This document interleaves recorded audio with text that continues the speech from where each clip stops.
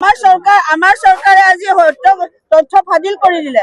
আপোনালোকে সকলোৱে দেখিছে আজি ইমান দিনৰ যে মানুহৰ ভিতৰত কৌতূহল আছিলে, আজি এই কংগ্ৰেছ পাৰ্টিয়ে যে বাৰে বাৰে আমাক কৈ আছিলে যে আমি মিছা কথা কৈছো, আমি ভুৱা কথা কৈছো, আমাৰ মুখ্যমন্ত্ৰীক বাৰে বাৰে মিছলীয়া বনাইছিলে, কাঠঘৰত থিয় কৰিছিলে কংগ্ৰেছে। আজি আমাৰ মাননীয় মুখ্যমন্ত্ৰী মহোদয় যেতিয়া মুখ খুলিছে আপোনালোকৰ মাধ্যমত, গোটেই সমগ্ৰ ৰাজ্যবাসীয়ে গম পাইছে, সমগ্ৰ ভাৰতবৰ্ষই গম পাইছে যে এই গৌৰৱ গগৈ, আমাৰ মানে সাংসদ গৌৰৱ গগৈ, কংগ্ৰেছৰ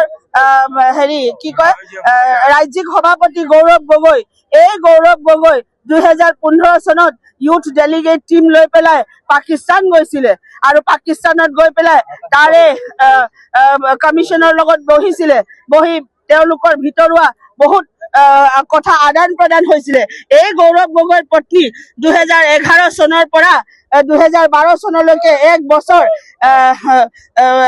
তেওঁলোকৰ পাকিস্তানী এটা কোম্পানীত এটা NGOত কাম কৰি আছিলে আৰু সেই কোম্পানীটোৰ মাধ্যমত তেওঁ তাত দৰমহা বহন কৰি আছিলে। তাৰ পাছত সেই কোম্পানীৰ যিজন CEO আছিলে আলী টুকিৰে এই মহিলাগৰাকীক পাছত আকৌ ইণ্ডিয়াত ট্ৰান্সফাৰ কৰিছে। তেওঁলোকৰ যিটো কোম্পানী আছিলে এই কোম্পানীটোৰ NGOটোৰ মাধ্যমত এই গৰাকী মহিলাক এলিজাবেথ কলবাৰ্টক গৌৰৱ গগৈৰ সহধৰ্মিনীক ইণ্ডিয়াত ট্ৰান্সফাৰ কৰিলে। কিন্তু ইণ্ডিয়াত অহাৰ পাছতো এই মহিলাগৰাকী গৌৰৱ গগৈৰ সহধৰ্মিনীয়ে দৰমহা কিন্তু এই পাকিস্তানৰ পৰা, এই আলী টুকিৰৰ পৰা দৰমহা লৈ আছিলে।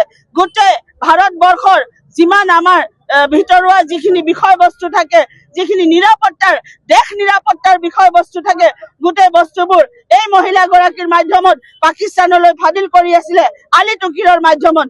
গতিকে আপোনালোকে জানে যে মনমোহন সিঙৰ সময়ত 13 বাৰ এই আলী টুকিৰ ইণ্ডিয়াত ভিজিট কৰিছে আৰু তেওঁৰ লগত এলিজাবেথ কলবাৰ্ট, আমাৰ গৌৰৱ গগৈৰ সহধৰ্মিনীও তেওঁৰ লগত সহযোগী হৈ ভাৰতবৰ্ষলৈ আহিছে।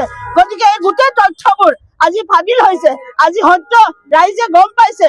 আজি আমাৰ দেশৰ প্ৰতি ভাবুকি এই আলী টুকিৰ কোন হয়? এই আলী টুকিৰ বাৰে বাৰে কয় যে ভাৰতৰ ওপৰত, অসমৰ ওপৰত, নৰ্থ ইষ্টৰ ওপৰত বাংলাদেশ আৰু পাকিস্তানৰ সম্পূৰ্ণ অধিকাৰ আছে। তেনেকুৱা বক্তব্য সদায় এন্টি ইণ্ডিয়া থিংকিং মেন্টালিটি লৈ চলি থকা এই আলী টুকিৰক কিহৰ কাৰণে ইমান দিন তেওঁলোকে এই আলী টুকিৰৰ লগত ইমান মানে ক্লজ সম্পৰ্ক কিহৰ ভিত্তিত ৰাখিছিলে?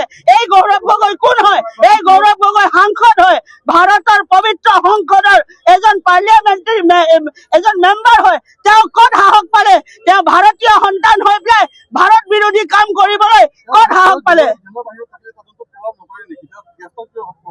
কেলে নহব? আজি আমাৰ মাননীয় মুখ্যমন্ত্ৰীয়ে কৈছে, আপোনালোকৰ মাধ্যমতে তেখেতে কৈছে যে আমি হোম ডিপাৰ্টমেণ্টক, চেন্ট্ৰেল হোম ডিপাৰ্টমেণ্টক গোটেই তথ্য সমজাই দিছো আৰু চেন্ট্ৰেল হোম ডিপাৰ্টমেণ্টক আমি আবেদন জনাইছো, আৰ্জি জনাইছো যে অতি সত্তৰ এলিজাবেথ কলবাৰ্টৰ ভাৰতীয় যিটো আছে সেইটো কেঞ্চেল হ'ব লাগে আৰু লগতে এই মানুহজনৰো ওপৰত বিহিত ব্যৱস্থা ল'ব লাগে। গতিকে সময় সাপেক্ষে আজিতো আপোনালোকে মানিলে ন সত্যটো কি হয়। গতিকে আজি জোৰ গলাত ইয়াতে হাইলাকান্দিত আমি জিলা সভাপতি কল্যাণ গোস্বামী ডাঙৰীয়াৰ নেতৃত্বত আমি প্ৰতিবাদী কাৰ্যসূচী আজি সম্পূৰ্ণ কৰিলো গৌৰৱ গগৈৰ বিৰুদ্ধে, কংগ্ৰেছৰ বিৰুদ্ধে। আগন্তুক দিনত আৰু যিখিনি কাৰ্যসূচী আহিব এই সংক্ৰান্তত সেইখিনিও আমি সাব্যস্ত কৰিম। আৰু আজি আপোনালোকৰ মাধ্যমত কৈছো, ৰাইজক আবেদন জনাইছো যে আমি বাংলাদেশ হব নিদিও ভাৰতবৰ্ষক, আমি বাংলাদেশ হব নিদিও অসমক।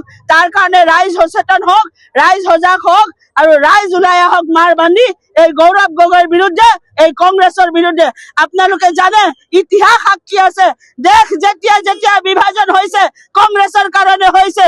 এবাৰ জৱাহৰলাল নেহৰুৱে পাকিস্তান বনালে, এবাৰ ইন্দিৰা গান্ধীয়ে বাংলাদেশ বনালে, এতিয়া এই গৌৰৱ গগৈয়ে আকৌ ভাৰতক খণ্ডিত কৰিবলৈ অপচেষ্টা কৰিছিলে।